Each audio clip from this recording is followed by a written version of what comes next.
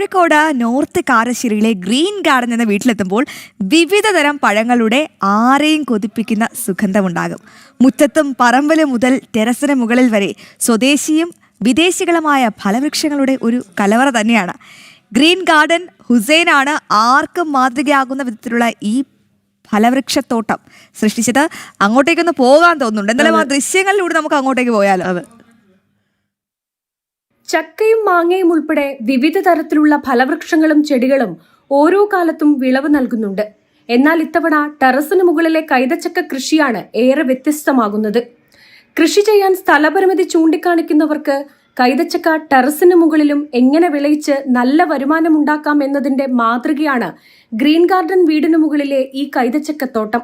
ചെറിയ ചട്ടുകളിലും പ്ലാസ്റ്റിക് വീപ്പകളിലുമാണ് കൈതച്ചക്ക തൈകൾ നട്ടുവളർത്തുന്നത്.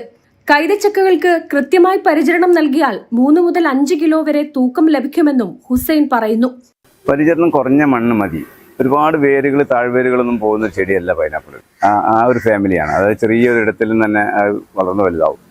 പിന്നെ അതിന് പോളകളിലൊക്കെ വെള്ളം കുറച്ചൊക്കെ ശേഖരിച്ച് വെക്കുന്ന ഒരു സ്വഭാവമുള്ള ചെടി ആയതുകൊണ്ട് ഓവർ നനയ അങ്ങനെ ആവശ്യമൊന്നുമില്ല. നല്ല വെയിൽ വേണമെന്ന് മാത്രം. പിന്നെ വളം അത്യാവശ്യം കിട്ടിക്കഴിഞ്ഞാൽ നല്ല ഗ്രോത്ത് ആയി കഴിഞ്ഞാൽ 5 കിലോ ഒക്കെ വരെ തൂക്കം അതിലധികം വന്നിട്ടുണ്ട്. എനിക്ക് 4-4.5 കിലോ വരെ എനിക്ക് പോട്ടിൽ കിട്ടിയിട്ടുണ്ട്. കൈതച്ചക്ക കൃഷിക്ക് പുറമെ കറ്റാർവാഴ കൃഷിയുമുണ്ട് ഇവിടെ. സാധാരണ കറ്റാർവാഴകളിൽ നിന്നും ഏറെ വ്യത്യസ്തവും കൂടുതൽ വരുമാനം ലഭിക്കുന്നതുമാണ് ചെങ്കുമാരി കറ്റാർവാഴ. മുറിച്ചൽപ്പം കഴിഞ്ഞാൽ രക്തത്തിന്റെ നിറമാവുന്നതാണ് ചെങ്കുമാരി കറ്റാർവാഴയുടെ പ്രത്യേകത. ആവശ്യക്കാർക്ക് തൈകളും തയ്യാറാക്കി നൽകും. മറ്റ് കറ്റാർവാഴ പോലെ അടിയിൽ നിന്ന് ഇങ്ങനെ ഒരുപാട് ശാഖകളൊന്നും വരില്ല, തൈകൾ ഉണ്ടാവില്ല. അപ്പം അത് തൈകൾ ഉണ്ടാക്കുന്ന ടെക്നിക്കുകളൊക്കെ വശാക്കിയിട്ട് അങ്ങനെ ഇഷ്ടംപോലെ ആ തൈകൾ ഉൽപ്പാദിപ്പിക്കുന്നുണ്ട്. അത് കൊറിയറൊക്കെ നമ്മൾ അയച്ചും കൊടുക്കുന്നുണ്ട്. ആൾക്കാർ ആവശ്യപ്പെടുന്നുണ്ട്. നല്ല ഔഷധ മൂല്യമുള്ള ഒരു സാധനമാണ്.